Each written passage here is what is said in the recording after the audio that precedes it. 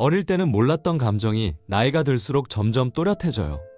누군가 나를 향해 보이는 호의, 그 따뜻함에 오히려 움츠러들고 마음 한구석이 불편해지는 경험요. 묘하게 딜레마에 빠지는 거죠. 분명 좋은 건데 왜 나는 그걸 받아들이기 어려워할까요? 오늘은 왜 우리가 잘해주는 사람에게 더 차갑게 굴게 되는지, 그 복잡한 마음의 움직임에 대해 이야기 나눠보려고 해요. 데이트할 때 상대방이 마치 영화 속 주인공처럼 완벽하게 나를 배려하고 끊임없이 칭찬하며 아낌없이 선물하는 경우를 생각해봐요. 처음에는 설레고 감사하겠죠. 그런데 시간이 지날수록 오히려 왠지 모르게 불편해지고 거부감이 들 수도 있어요. 마치 너무 과한 친절에 숨막히는 듯한 느낌이랄까요? 친구에게도 비슷한 경험이 있을 거예요. 지나치게 친절하게 다가오는 사람에게 오히려 경계심을 느끼고 거리를 두게 되는 경우요. 이런 현상은 연애 관계뿐만 아니라 가족 관계나 직장 동료 관계에서도 나타날 수 있어요. 헌신적인 배우자에게 무심하게 대하거나 과도한 호의에 질려 피하는 경우도 흔하죠. 우리는 왜 이렇게 모순적인 감정을 느끼는 걸까요? 심리학에서는 이런 현상을 설명하기 위해 몇 가지 개념을 제시하기도 해요.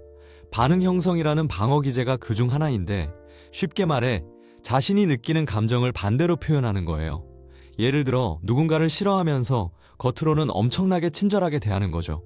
하지만 이 개념만으로는 모든 것을 설명하기 어려워요. 역지사지의 오류, 즉 상대방의 입장을 제대로 이해하지 못하고 섣불리 판단하는 것과도 관련이 있을 수 있지만, 그것도 완벽한 설명은 아니거든요. 사실 이 현상에는 훨씬 복합적인 심리가 작용할 가능성이 높아요.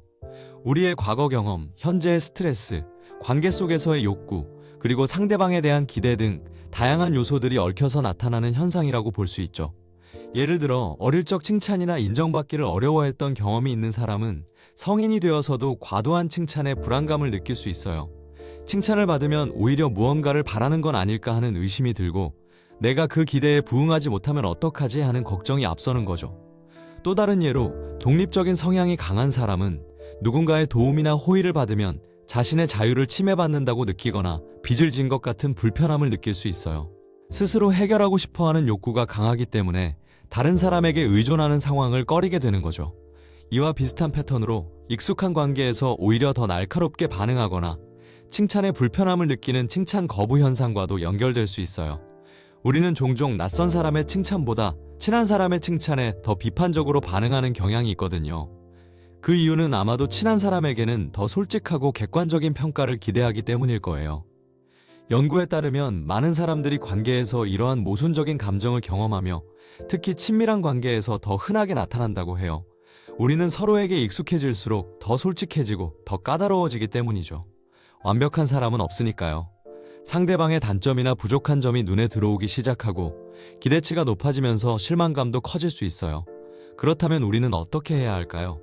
잘해주는 사람에게 차갑게 굴거나 불편함을 느끼는 것을 완전히 없앨 수는 없겠지만, 조금이나마 완화할 수 있는 방법은 분명히 있어요. 가장 중요한 건 상대방의 호의를 당연하게 여기지 않고 감사하는 마음을 표현하는 거예요. 작은 선물이나 친절에도 진심으로 고마움을 표현하고 상대방의 노력을 인정해주는 거죠. 감사는 관계를 더욱 돈독하게 만들고 서로에게 긍정적인 감정을 전달하는 강력한 힘을 가지고 있거든요. 그리고 자신의 감정을 솔직하게 이야기하는 것도 중요해요. 불편하거나 부담스러운 부분이 있다면 솔직하게 표현하고 상대방에게 이해를 구하는 거죠. 물론 감정을 표현할 때는 상대방을 비난하거나 공격하는 말투가 아니라 자신의 감정을 차분하고 정중하게 전달하는 것이 중요해요. 내가 너무 잘해줘서 오히려 부담스러워 라고 말하는 대신, 내가 나를 많이 배려해줘서 정말 고마운데 가끔은 스스로 해결하고 싶은 부분도 있어 라고 말하는 거죠. 또한 건강한 거리두기를 연습하는 것도 도움이 될 수 있어요. 아무리 친한 사이라도 서로의 개인적인 공간과 시간을 존중하고 적절한 거리를 유지하는 것이 중요해요. 너무 가깝게 다가가면 서로에게 부담을 주고 관계가 틀어질 수 있거든요. 우리는 때때로 감정의 파도에 휩쓸리곤 해요. 예상치 못한 상황에 직면하거나 힘든 일을 겪으면서 감정적으로 흔들리기도 하죠. 괜찮아요. 누구나 때로는 감정의 파도에 휩쓸릴 수 있어요.